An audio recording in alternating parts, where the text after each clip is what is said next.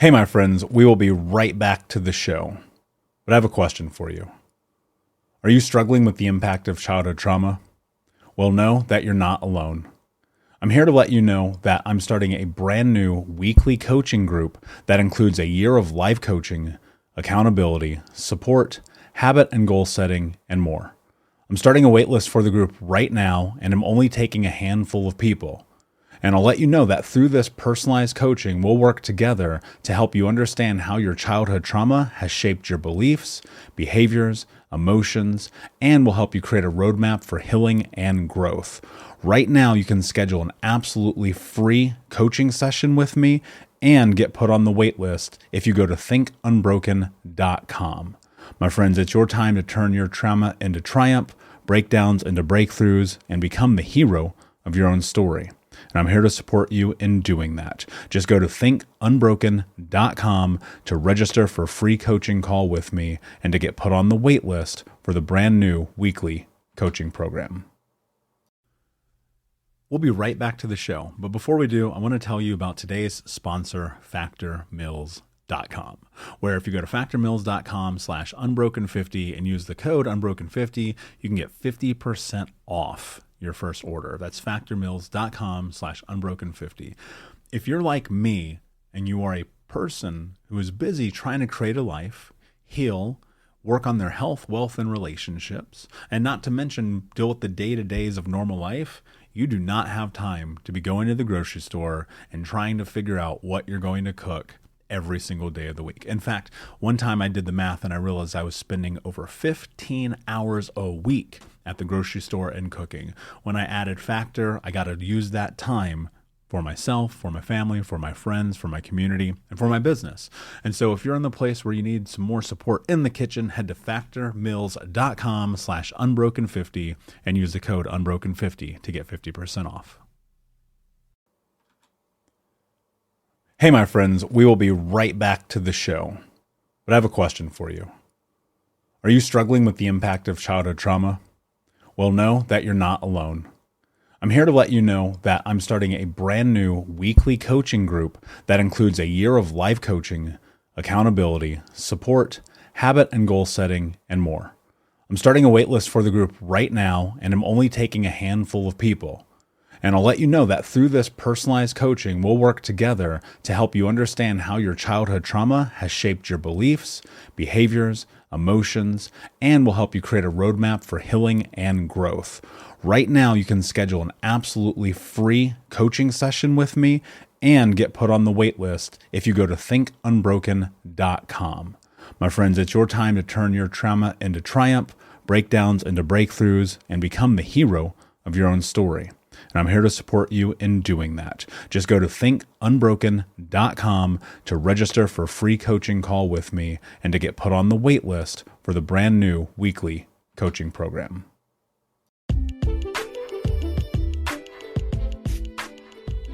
Welcome to the Michael Unbroken podcast. I'm Michael Anthony, author, speaker, coach, mentor, and advocate for adult survivors of childhood trauma. And in this podcast, I'm going to be bringing you the best of what I understand about healing trauma, overcoming our past, and ultimately becoming the hero of our own story. This podcast is not a replacement for mental health, but instead, think of it as a companion to help guide you into what is next in your life. My friend, thank you so much for being here with me. Do me a favor before we get started. Hit subscribe, like, comment, leave a review, tell a friend about it. And until next time, my friend, be unbroken. Let's get into the show. Have you read my book, Think Unbroken, Understanding and Overcoming Childhood Trauma? If you haven't, then now is the time because I am giving away free copies of my book, Think Unbroken, for the rest of the year. All you have to do is go to traumahealingbook.com to get your free copy. The reality is that as I think about the world and where we are right now with things, it is more important than ever, if we are going to step onto the path of healing generational trauma together, that we do it through education. And when I wrote my book, I never expected it to become an international bestseller. I certainly didn't expect it to sell thousands and thousands of copies as it has. And the one thing that I know to be true about this experience is that the more people that read it, the more impact we can have on the world.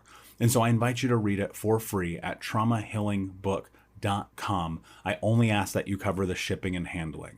And the reason is because, I'm just a regular guy. I'm not a millionaire, and I would go into debt if I gave everyone in the world a free copy of my book. So I'll cover the book. You cover the shipping and handling. You grab your copy at traumahealingbook.com. And I'm so excited to have you on this journey and this mission to think unbroken. Yo, what's up, Unbroken Nation? Hope that you're good wherever you are in the world, my friends. Today, coming to you again with the Michael Unbroken podcast. My goal and company is to help you understand your life, get out of the vortex, and ultimately become the hero of your own story. And today, I'm thrilled to bring our guest, Daniel Mangena, on, who we are going to talk about and dive into some stuff spiritual, holistic, and incredible. Daniel, my friend, how are you? What is going on in your world? I'm fun, bloody-tastic. How you doing? Brother, I'm so good. I'm super stoked to be here with you. You and I resonate in a lot of different areas, and looking at and researching and understanding what you do. I think often like, man, this is such a piece of the puzzle that you're talking about, which I discuss in trauma healing, but just from a different aspect. And I think that there's something potent and powerful about what it is that you do. For those who have no idea who you are, or maybe have a little bit of an inkling, talk to me, Daniel, about what it is that you do and how you exist in the universe. Well, thank you again for having me on. I'm really, really, really grateful to have this opportunity to connect with people. I have the opportunity to daily wake up and support people accessing all of who they are. And it's one of those cliches, I think, that's often thrown about, access all of who you are and blah, blah, blah. But generally speaking, people that talk about accessing all of who you are invite you to do it through just one medium. Access all of who you are through this new meditation, or through this mindset practice, or through this new strategy. Whereas I get that I love to bring people into complete and entire alignment with all of their being. So that's mental, emotional, and energetic, and physical too. And by doing so, live more abundant, joyful, purpose-driven lives.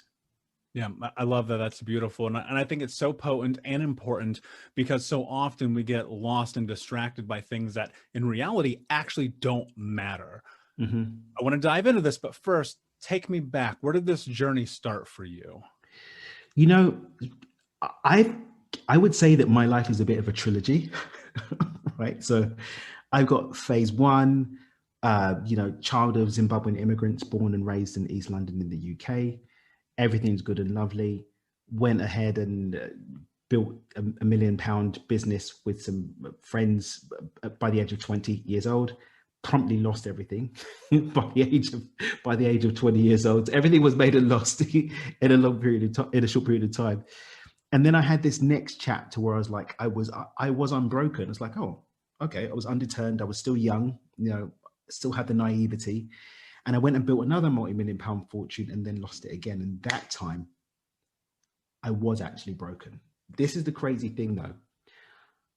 The only reason why I didn't kill myself was because I didn't want to fail at something else. And I didn't have a means where I could definitely feel confident in the fact that I was going to commit suicide. If I had a gun, I don't know if I'd be here right now. Ultimately, I said to myself, I see people with cut wrists. I wasn't interested in that. I didn't want someone to find me and bring me down or cut me down. I didn't want to wake up in the morning in the hospital with my stomach pumped. I needed a very sure way of executing this. And what ended up happening was I then went through, I'd say about an 8 or 9 year period that evolved, but initially started off with me understanding what had gone wrong with my method of manifesting what I wanted in my life, not so that I could go back to manifesting good stuff, but so that I could successfully commit suicide. That evolved over time into understanding that everything that I was trying to run away from through suicide had actually had the potential to not be the end of my story. So I found light by accidentally overanalyzing myself out of suicide and stumbling upon what I now teach around the world beyond intention, which is understanding that I'm the author and creator of my life. No outcome is forever. All outcomes are available to me if I simply step into alignment with it. And that became my journey for a while. And then for the last 4 years now, I've dedicated my life pretty much full time to sharing that message with people. And that's the episode in the trilogy that we're in right now. Yeah, that's powerful, man. I get that. I resonate at 26 after very much in line doing what you did, finding a ton of success very young, making six figures at 20 years old, having cool Wow. cars and clothes and like doing really well while coming from poverty, being homeless Mm-hmm. as a child, having this moment at 26, looking at this reflection of my life as pure disaster and attempting suicide and thinking about like, this is my out because I don't want to deal with it anymore. Mm-hmm. I think about this often, right? And there are so many people listening to this who have been in that position or might be in that position right now where it's like, life is so fucking hard. I don't want to do this anymore. I'm tired of failing. I'm tired of being let down. I'm tired of Mm-hmm. all of the things, right? And I think about that moment, right? Because I resonate with this in such an intrinsic way. I think about that moment in which I had made a decision to do something different. And Mm-hmm. that being, how do I step into living my life? How do I challenge myself? How do I take this rock bottom moment, flip it on its head and go, I'm tired of my own bullshit, so let me figure it out. Mm-hmm. What was that moment like for you? Because there is this thing that happens, I believe, and I'm curious if this was your experience, in which something switches, and that being you've made a decision. Do you know what's really powerful, right? Is that, and since then, it's helped me to understand this differentiation between unconscious choices and conscious choices. Because a big part of what I share with people is that ultimately every outcome that we experience is the result of a choice that was met with alignment in what we're feeling, what we're thinking, and what we're doing. Everything.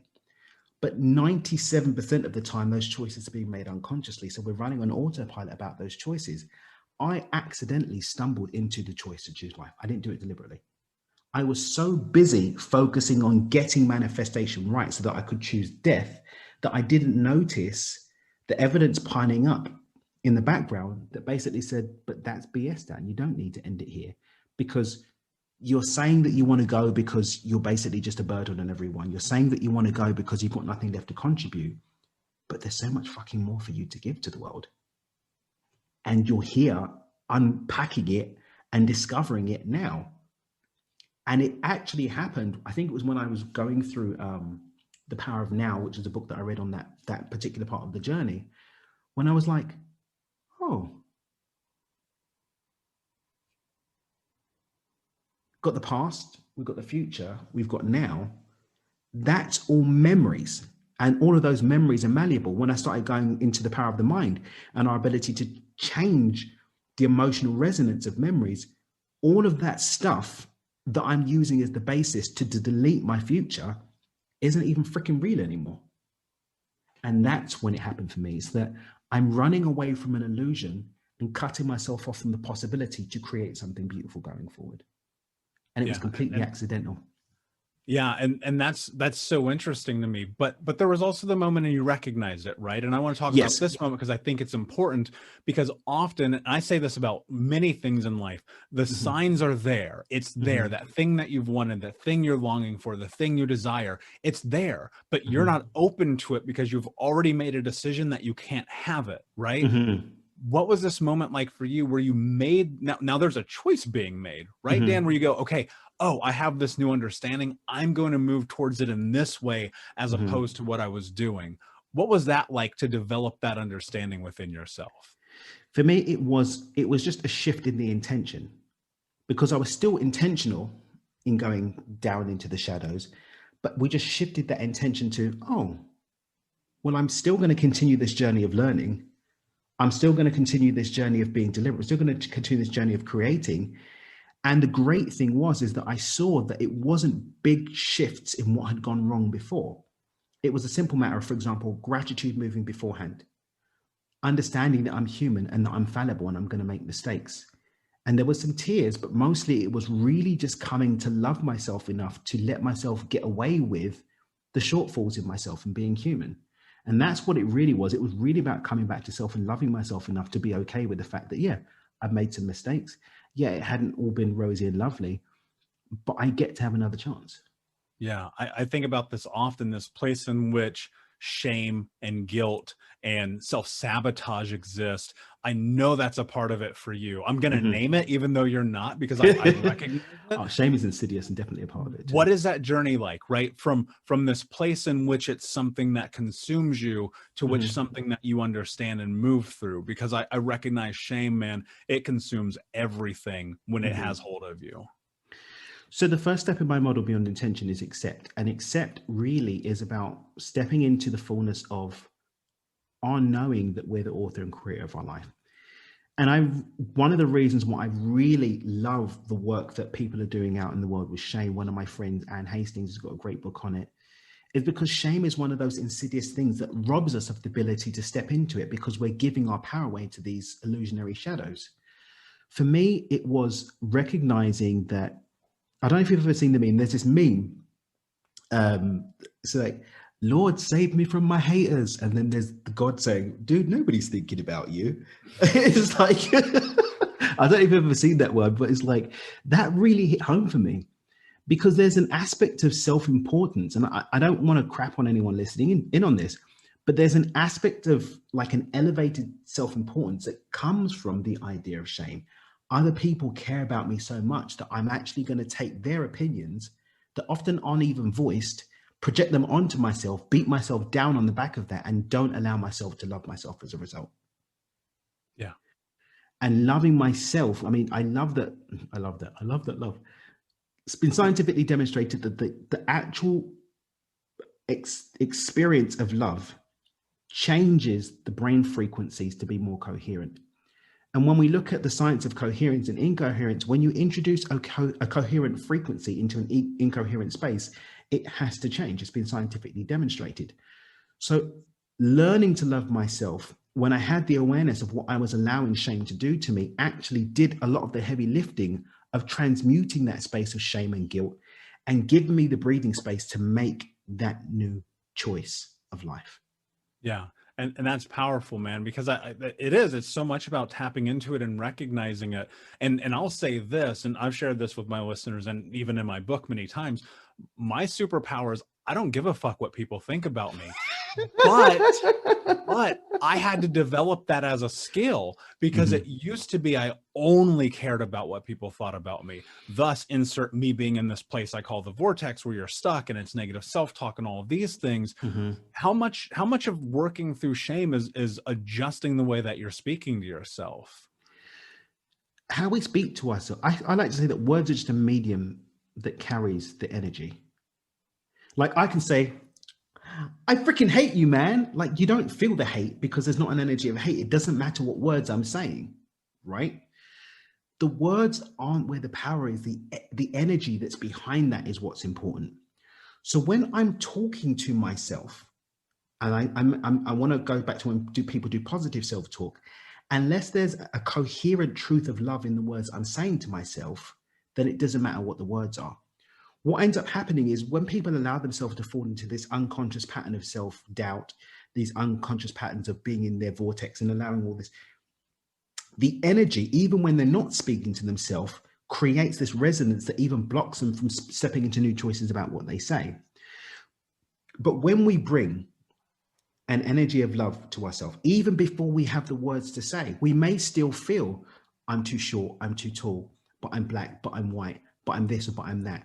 But when we start to plant those seeds of loving ourselves enough to maybe start to see something different, the flowers that bloom actually create space for us to actually start translating that energy into words and changing the talk that we're having and then coming out of our vortex. Yeah, absolutely. And it's so much about intention, which I love that you mentioned it, because that's step one.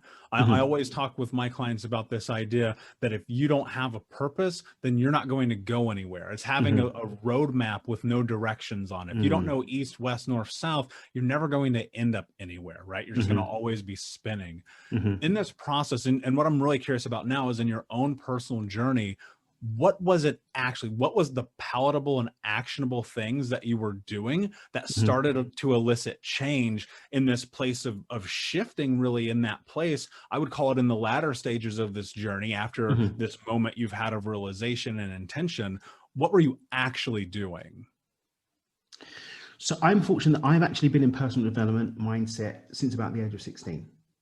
So I actually had a very solid run up into this. So I was already doing regular visualization, regular quiet time, a lot of reading and studying. I've read a book a week for many, many, many years, and it always continued to expand myself and learn and grow. But actually, it was ultimately when the magic really happened was when I was diagnosed with Asperger's at 27 years old. Because what had actually happened is that there was this massive part of my identity that I didn't know it for what it was. And so that was actually impacting how I related to myself. When that opened up, a big part of what actually facilitated me being able to make this transition into the part of my journey I'm in now is knowing what my strengths are, playing to those, loving myself in spite of my shortfalls, and giving other people space to support me in them. So the biggest part really for me is owning that I have shortfalls and getting regular support from people to hold my hand through those whilst I systematically continue to develop my strengths, which for me is I can break down complex things into simple processes. I love sharing that with other people. Like, it lights me up and fills me up. I always make sure that I'm resourced within myself. So that's daily meditation, breath work, my Kundalini yoga practice, honing my mind, continuing to study, spending quiet time, knowing what fills me up and nourishes me, like spending time in nature. I moved away from the UK, got myself a completely clean slate living here in Cabo in Mexico. All of these things set up my environment for the win.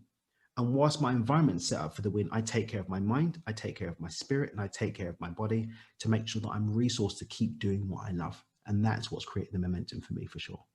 Yeah, and that's a great point. Momentum being a part of it, and so often, look, here's the thing. As you're like reading off these things that you do, I go, yes. I do all those. It's a part of my daily routine. No questions asked. The first 45 minutes of my day are mine. I read 35 books last year, 60 the year before that. Good lad. I mean, it's like talking to a mirror here. But Dan, people are going to look at this and say, well, you guys are the anomaly. You guys are the special people. You guys are the ones who somehow know something that I don't. And my argument to that is that, A, that's bullshit. I'm not special. Barely graduated high school on time.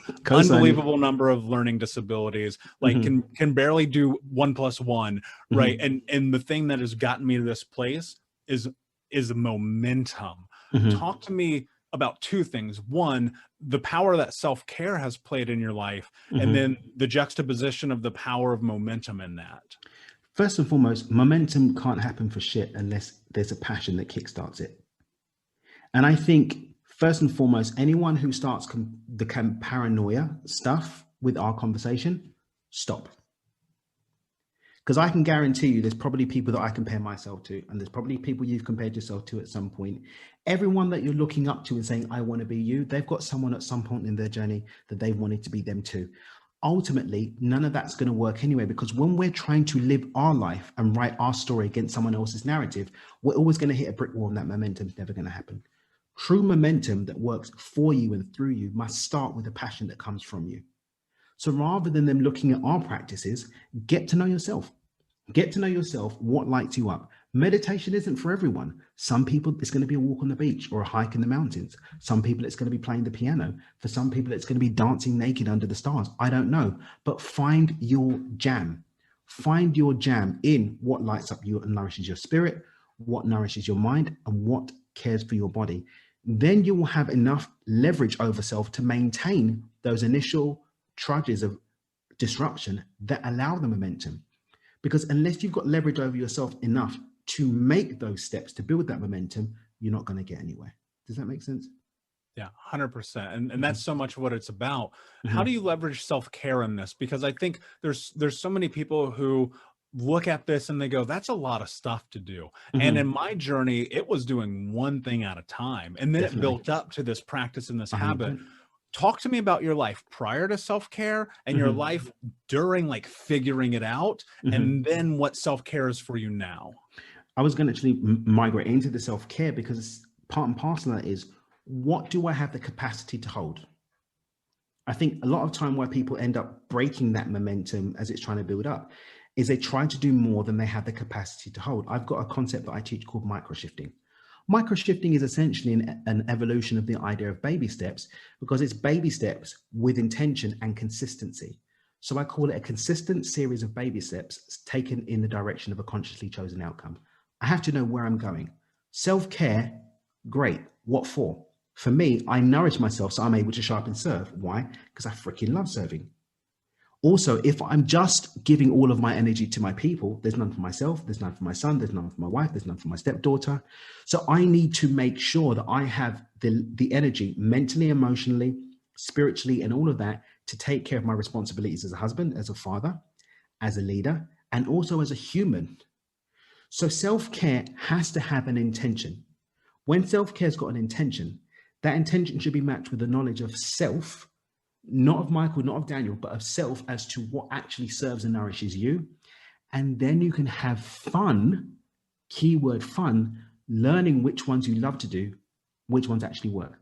Make an adventure of it. At first, I went all out. I went to the extreme. I'm going to do this. I'm going to do that. I was waking up at 3:30 in the morning for about 2 or 3 years. Like, I was getting up at 3:30 in the morning, doing an hour and a half to 2 hours of spiritual practice, Kundalini yoga. I was doing long ass meditations. I was doing all this breathwork stuff and blah, blah, blah, blah, blah. And by the end, I was like, dude, who are you even doing this for? Who are you even doing this for? I did a retreat in Mount Shasta, and we went to the I Am Center. I wanted to go and meet those guys. I mean, they seem really interesting. And they've actually got a rule that you're not allowed to meditate in the meditation room for more than 15 minutes. And they're like, dude, if you're meditating for more than 15 minutes, you're not even doing anything. You're just doing it for the ego. Like, 15 minutes is all you need. And I remember Esther Hicks was saying that when she began channeling Abraham, she was doing 10 minutes of meditation a day. Now, granted, she was studying and she was preparing herself and getting into it, but she was able to access infinite intelligence through 10 minutes a day of meditation. So extremes have been a part of my personality for a long time. But ultimately, it's when I let go of those extremes and just tuned into myself, saw what felt good, and allowed myself to have fun experimenting with what actually worked. So now, my practice now is very, very simple. I make sure every morning I take care of my spirit. I get clear and intentional about my day and how that connects to my vision for my life. I take care of my mind and I take care of my body. And I do what feels good from my laundry list. There's some things I definitely, meditation's always going to be in there. I love it and it feels good. Do I do deep breath work every day? No, but some form of conscious breathing is going to be a part of my morning. I'm always writing down what my intentions are. I'm always reading my vision for my life. I'm always doing some envisioning and visualization for the day. Why? Because they work and they feel good. So I've got my minimum delivery. Hey, what's up, my friend? Before we get into today's episode, just want to take a moment of your time and tell you about the 30-day Think Unbroken small group trauma healing challenge. What I've done is taken the best of everything that I've learned over the last few years of being a trauma-informed coach, through my own certification processes, through my own trauma healing journey, and more, and compiled it into the most in-depth 30-day challenge that's ever existed in healing trauma. And I want to invite you to it. If you go to healtraumacoach.com, there's more information, but as a quick overview, you're going to step into not only learning the baseline of healing through the 6 principles of healing trauma, but the 6 pillars of healing trauma, through reframing, through creating self-love, through understanding personal boundaries, through creating wants, needs, and interests, through understanding your ACE score and how that impacts you, including the science of trauma, and more. And I created this challenge because I want us to come together as a group and as a community. And one of the things really special about this 30-day small group coaching challenge is not only will you go live with me weekly as we go into the depths of healing trauma, but also you're going to be assigned to anonymous teams where you can remain anonymous and have support and have community. Think of it like a digital support group, but you don't have to show your face or say your name. One of the reasons that I did that is because in my own journey, the most powerful moments that I had were within these groups, and I want to give that to you as well. So I invite you to check out healtraumacoach.com. The first session starts on April 1st. I'm only allowing a handful of people into this first session. So if you're curious and you want to know more, check out healtraumacoach.com, and I will see you in the challenge. deliverables. On days when I've got more time, and right now we've got a newborn. My son's going to be a month on Friday. So there's not as much sort of free time in the morning, but generally speaking, congratulations. Thank you very much. If I've got more time in the morning, maybe I'm going to do a longer meditation. Maybe I'm going to head down to the beach and do something there. Maybe I'm going to pop on the roof and do some extra special yoga. But ultimately, I've got minimum deliverables. Get clear on my vision for the day and how that connects to my vision for my life. Take care of that spirit, whether it's meditation, whether it's whatever that's going to be for you. Take care of your mind, and then take care of your body somehow. Get your body ready for the day. That's it. Whatever that is for you. And that doesn't have to be 20 hours. It can be a 30-minute, 40-minute thing. It can be a 20-minute thing if that's what you need, if that's all the time that you've got. But take care of those basics and it will set you up for the day. Yeah. And it's small victories, right? If you can do those little things every day, like you win. Like I think about every single day, my routine doesn't differ, right? There's a point in which I measure it and I go, is it still being effective? Beautiful. And as long as it is, then I continue to do it, because I can assure you there are things that I was doing 4, 5, 7 years ago that I don't do anymore. They bring no value to my life, but I'm aware with that, right? I love what you said about this idea of just writing your intentions. I have 4 different notebooks on my desk, a whiteboard over here, a thing over here, notepads. I believe in the power of writing, especially in goals and intentions, because it gives us a path. Talk to me about the role that that's played in your life and where you've seen success and failure in writing. Do you know what's really interesting? I can't remember the name of the scientist that came up with this thing, but there was actually a correlation between writing something down and tracking it and success. And I believe it's the amount of awareness that it brings to us, because we're actually making the non-physical physical by translating it into the physical realm, by having it written down. It's all very well and good having a vision in my mind, but unless I'm doing something to translate it from the non-physical to the physical, I'm reducing the probability of that showing up. Writing something down is one of the easiest ways to start connecting the non-physical with the physical. Also, when you're using pen and paper, you're actually re-imprinting the neural pathways around the creation and manifestation of that. With the neural pathways in place, then actually the chemistry in the body that associates with the experience kicks in, and it just makes it more probable. You're stacking the cards in your favor just by doing the simple thing of getting into the heart, really connecting with what you're writing down and writing it down. Yeah. And there's power in that, because so much of that, and this is my experience, is like looking at goals. In 2020, I will call it my most successful year of my life. No questions asked. And many people shudder at that and they go, well, the world's collapsing. There's protests and Black Lives Matter and COVID and blah, blah, blah, blah, blah. And I looked at the year and I said, okay, how do I work through the chaos of this and still live my life? Because so much of what we do is about our mindset. And I'm asking this, or I'm going to ask this question to you, is what role does mindset play in your life right now? First and foremost, I'm with you on last year. I had an amazing year. I don't like to say it too much in front of a lot of people, because a lot of people are still caught up in the stuff, right? And this is no judgment. I'm not a scientist, so I can't say if COVID's real or not. And if you're not a scientist, stop putting it on social media about whether it's real or not. You're not helping. I'm not a politician or a political theorist, so therefore, I don't really get into that bit either. I think it's a politician's job for them to make their own argument, not people to beat each other over the head on social media. All of that stuff is just noise, which I think distracts us from us actually being present enough to make the choices that are going to navigate to us having the life that we want. True mastery doesn't take a year off because there's stuff going on. True mastery is actually being able to step up and experience the life that you want, regardless of circumstances.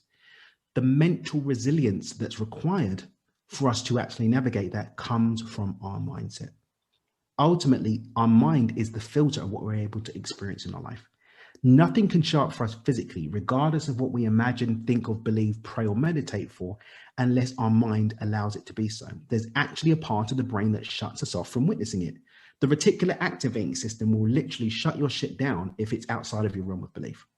So unless I'm spending time cultivating a mind that's open to receiving a true and living experience of what I want to create, it's not going to happen. Mindset is the gateway to experience. Beliefs, which are part of that mindset, are the gateway to experience. Unless you're taking care of that, it doesn't matter what you're meditating about, what you're praying for, it's not going to show up, because even if it does, you're not going to be able to physically see it. Yeah. And I say every single day, it's the background on my phone, on my computer. It might become another tattoo on my body. That mindset is everything. Mindset is everything. I don't think of another way that you can exist in the world without having this thing in your head that you are a part of every day, whether you like it or not, be in your control. So my question for you, Dan, is how do you make mindset be to your advantage while understanding, like, man, I'm dealing with depression, anxiety, suicidal ideations, maybe suicide attempts, failed business, hard relationships, life is shitting on me, I can't seem to get my leg up, everything's against me. How do I, Dan, guy, I'm listening, you sound like you make sense. How do I leverage this idea of mindset? One day at a freaking time. Remembering that you're human, and the likelihood that you're going to get it all done in one day is really low. Remembering that even if you're 15 years old, you spent 15 years developing the mindset that you have today. We're grown-ups. We've spent a lot more than 15 years developing the mindset that we have today. It might take more than a week to get beyond the suicidal ideations. It might take more than one meditation that you've been doing for 30 days or 40 days to get through the depression. But chip away at it a day at a time. Make those baby steps towards a consciously chosen outcome and allow your environment to support you. And I think this is a really key thing. The mind doesn't have an opinion. It just operates on the program that it's got. The program that's in your mind didn't come there from nowhere. It came as a result of inputs that were accepted and supported over time. So as you continue to make those baby steps in the direction of what you want, start supporting your mind in having inputs and an environment that actually speaks to what you want. So if you're saying that you don't want to have anxiety, you don't want to have lack, you don't want to have lack mentality, what's your environment saying? Is your environment agreeing with that? What are the conversations you're having? What are you watching? What are you reading? What are you listening to? Are all of those opportunities to place inputs in your mind pushing you in the direction of what you want? Because if not, you're not supporting yourself. And again, I'm not saying change it all overnight. I'm saying every day, ask yourself, what's one small step that I can make change in my, one small change I can make in my environment today that's going to support me in my new desire for how I want to think and what my thought quality is to be. Maybe it's going to be not watching the news. Maybe it's going to be reading something uplifting. Maybe it's going to be changing my Instagram feed so it's things that are supporting me and uplifting me. Maybe it's I'm going to listen to the Michael Unbroken podcast and get some inspiration. Maybe I'm going to go ahead and read a positive piece of writing, a positive poem that's going to lift me up. Everybody's different, and we're all going to have our own thing that's going to get our beans juiced up. Find those things and start to introduce them systematically into your life on a consistent basis, and celebrate the small wins that come as a result, and change must come. Yeah. And I hear the word patience. That is the word that just resonates with me so intensely here, because your journey from this place of rock bottom to where you are now was years and years and years. And then in the moment, recognizing that it was something you could tap into, making a choice and decision to recognize and tap into it. Thus, that shift in your mindset saying, I'm going to allow myself the space to believe. Now, great, Dan, this is all fine and dandy, but I sabotage everything in my life. Every time I turn around, I get in my own way. Every time I wake up in the morning, I don't get out of bed. I don't drink the water. I drink 19 cups of coffee because I was up drinking all night. I'm still smoking. I'm overweight. I still don't get it. I still don't get it. I'm always in my own way. Dan, how do I get out of my own way, man? Point one is recognizing you're not sabotaging anything. The mind does not lose. I'm going to say that again. The mind doesn't lose. The unconscious mind is a perfect executing machine. It's a freaking Terminator. There's nothing the unconscious mind sets out to do that it doesn't achieve. Everything that you're experiencing when you're not consciously choosing it is a result of the unconscious desire to move into that thing. You're out of shape because that's what's in your unconscious pattern. You're still drinking 19 cups of coffee because that's what your unconscious mind wanted. You're not drinking the water because your mind has not been seeded with a program that it's water over coffee. But it's not going to be an overnight process to change those things. It's going to be a systematic thing of engaging with your mind in a language that it understands, celebrating and chipping away at a day at a time, and introducing a new momentum that's going to dissolve those old patterns and create new ones. but patience is going to be a part of it. Self-love is going to be a part of it. Consistency is going to be a part of it.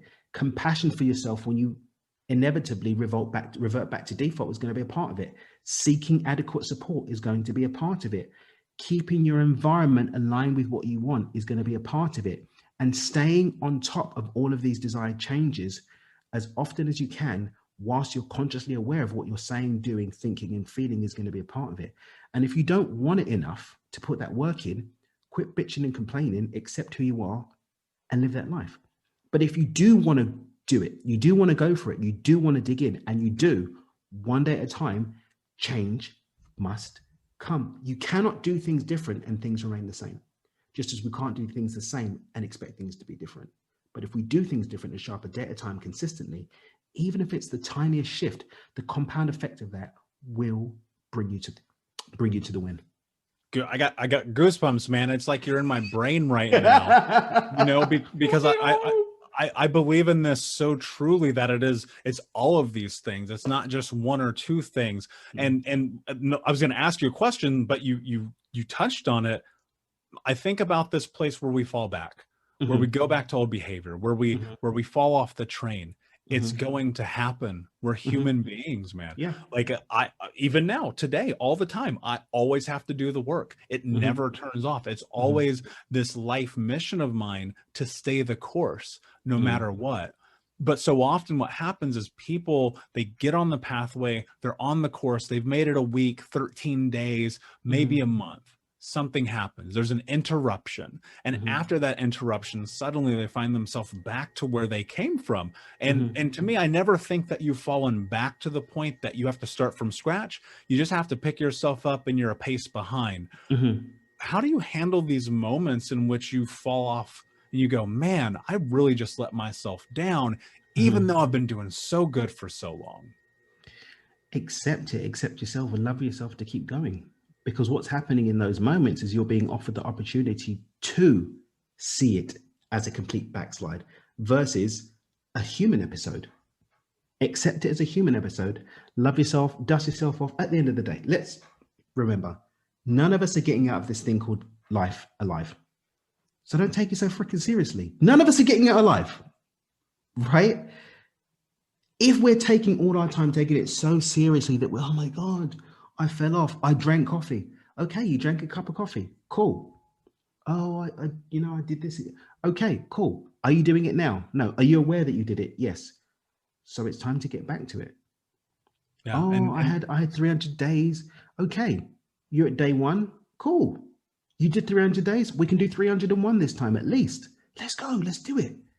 Let's love ourselves enough to not allow these human episodes to knock us off and fall back into the program, because it's completely unnecessary. And none of us are perfect, man. And I think, unfortunately, we live in this time where there is this measure of the possibility of who you can be versus all of these people who might be ahead of you. And guess what? That's fine. I totally recognize that there's always going to be people ahead of me, but I don't measure them versus myself. I go, okay, what do I need to do for me today? Comparison is the thief of everything, right? We talk about it just in the very much same scope as shame. Like, you have to remove yourself from this idea that the only way you're going to be successful in life as a predetermined by you only variable is that you have to remove comparison, because I don't live for you. I don't breathe for you. I don't think for you. I don't show up for you. I'm never going to be you as a father, mother, sister, brother, whatever that thing is. So leverage the idea and the understanding that, like, it's okay if you fuck up. No one cares, Dan. Yeah, Lord, I fudged up. Dude, nobody's thinking about you. It's exactly the same thing. All that we're doing is robbing ourselves of the joy of the experience, of the contrast even. You know, there's a school of thought that says those fallbacks are actually the soul calling for the experience of the contrast in the face of the momentum in one direction.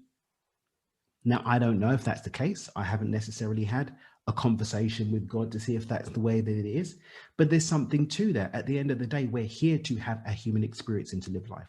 Part and parcel of that is witnessing the polarity and contrast that happens from having it one way this way, one day this way, one day that. We're never going to be happy every day. We're never going to be sad every day. we're going to be some measure of either one. And all of those people that we're comparing ourselves to, yeah, fair enough. They might be having a happier relationship than you, but you don't know what's going on with their finances. You don't know what's going on with their health. Yeah, they might be making a crap load of money, but you don't know what's going on with their finances either. You don't know all of it. And at this level of consciousness, you're not going to know everything that's going on with someone else. Because even if you can see on the outside, you don't know what's going on in their soul, in their spirit, or their heart. So let go of the obsession with that and pull that energy back and use it to consciously create a life that works for you. And I would parlay that to say, if you are in a life where people around you are constantly measuring themselves against you or bringing you down because you're not on their level, you need to think about the people who you're spending your time with, because anyone bringing you down is taking from you, right? Anyone who isn't here to support you, to bring you up, to say you got this, or even to say, hey man, you are screwing up really bad right now. You need to evaluate. Can I get a witness? I'm saying, man, you need to evaluate the people in your life. One of the things that I think is really important, because I do take measurement very seriously in my life, but my measurement is myself versus myself in its entirety. How do you understand this place of whether or not you're truly showing up for yourself? Because I decide. I write the measuring stick. I'm the author of the script. I'm the director. I'm the producer. I'm the guest star. I'm the gaffer. I'm all of it. I follow hologram theory. So for me, everything in my reality is a reflection of what's going on within me. This conversation with you, you're a reflection of myself, coming back to myself to tell me something more about myself. So I know that I'm always, like, nature's always growing. The second that we stop growing in nature, we die. When the telomeres stop growing on our DNA, that's when we die. So I never feel that I'm going to reach the fullness of my potential, but what I can do is keep chipping away every day. So in terms of like me growing, in terms of me, like what I'm doing, I just ask myself, am I a step further along than yesterday? And not even across the board, spiritually, mentally, physically. Am I a step further than I was yesterday? Then I've expanded. Yeah. It's like we just became best friends, Dan. Like, you would go in the garage, play some karate. Like, man, I think about the measurement long term, right? My goal, I love what you just said. My goal long term, 30 years from now, is likely unbelievably unattainable. It probably will not happen. And that's okay. But I move towards it every day, because the very infinitesimally small possibility that I could achieve it is so grandiose to me that I'm willing to sacrifice everything on the road there. You know, and I think that sometimes, and I would love your opinion on it, that you have to make goals that are so obtuse that the people around you go, what the hell are you smoking? Yeah. What is your thought on just going big? This is my thing. I think go as big. So I've got a phrase, push your edge and not your buttons. This is one of my Danisms, push your edge and not your buttons. So go so big that it makes you uncomfortable, but not so big that it frightens you into not taking any action. That's what it is for me. So people around me, are they going to get it? My wife looks at me sometimes like, Daniel, what's going on with you, man? Like, what are you doing? Like, all right, babe, this is what I'm going for. This is what I'm doing. No, okay, cool, whatever. And the fact is that I know that people around me aren't going to always understand it. They're not me. I don't give a fudge. Okay, you don't get it. That's cool. I'm not doing it for you. I'm doing it because I want to keep pushing myself. Is everybody going to be able to operate at that level? Maybe not. Is there anything wrong to the people with the people who don't operate at that level? No, because they've got their own journey too. For me, I'm like you. Let's go for it. But I think it's beautiful that we don't all have to operate at that level. For some people, it might just be getting that step ahead. It might just be, some people are happy with, they want to do their 40 years or whatever, their 30 years and go and have a fishing boat. And if that's what lights you up, cool. But ask yourself, is it really what lights me up? Or am I allowing fear, doubt, disbelief, a lack of vision hold me back from having as big a goal as I could do? I'm all in. If you're not, just ask yourself, is that me speaking, or is it my high school teacher, my mum and my dad, my uncle Herbert, who said I'm never going to amount to anything? Have a genuine and authentic conversation with yourself, a depth of understanding of yourself to know, is this me? And if so, be at peace with it. And if it's not, drop it. But ultimately, go to your edge and beyond to the point of discomfort, but not to the point of like, oh my God, I can't do anything because it's so big. That's what I say to people. And that's how I live my life too. Yeah, I love it. And I hear the word ownership in that. So much of it is if you're going to believe it, if you're going to think it, if you want it to be a part of your life, go for it. The worst case scenario is you're going to fail. And the best measurement we have for information is failure, because that means you can do it again. That means that you can step into it from a different angle, a different approach. And I would argue that one of the best things you can do in this journey is fail every single day. Daniel, I could talk to you all day, my friend. But before I ask you my last question here, tell everybody where they can find you. Everything is dreamwithdan.com. Social media is on there, books, podcasts, free resources, which has got some cool bits on there, including some like visualizations and stuff. But head to dreamwithdan.com. Everything's there. Everything about me, what I'm doing in the world, and how we can connect. I love it. Dan, what does it mean to you to be unbroken? For me to be unbroken isn't that I'm not broken, is that I don't remain broken. That regardless of how many pieces break off, I can always come back together, have another run at this thing called life, and have a riot doing so. Man, I love it. Powerful. And you've been on a ride. I can't wait to see where this ride goes, my brother. Like, what an enthralling conversation. Unbroken Nation, please go and check out Dan. This is just the tip of the iceberg of what this man does. Please also check out the podcast, like it, subscribe, follow, rate, review, share with a friend. And until next time, my friends, be unbroken. Thank you so much for hanging out today with the Michael Unbroken podcast. Before we head off, do me a favor, please. Hit that like or subscribe button, leave a comment or review, and tell a friend. It would mean the world to me. And just so you know, I read every single review. I listen to your questions. And if you need to, you can reach out to me directly anywhere on social media at Michael Unbroken, or email me directly to michael@thinkunbroken.com. Remember, my friend, though trauma may be our foundation, it is not our future. Until next time, be unbroken. I'll see ya.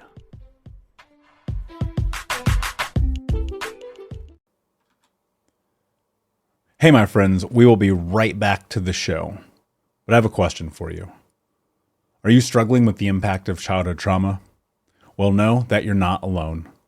I'm here to let you know that I'm starting a brand new weekly coaching group that includes a year of live coaching, accountability, support, habit and goal setting, and more. I'm starting a waitlist for the group right now, and I'm only taking a handful of people. And I'll let you know that through this personalized coaching, we'll work together to help you understand how your childhood trauma has shaped your beliefs, behaviors, emotions, and will help you create a roadmap for healing and growth. Right now, you can schedule an absolutely free coaching session with me and get put on the wait list if you go to thinkunbroken.com. My friends, it's your time to turn your trauma into triumph, breakdowns into breakthroughs, and become the hero of your own story. And I'm here to support you in doing that. Just go to thinkunbroken.com to register for a free coaching call with me and to get put on the wait list for the brand new weekly coaching program.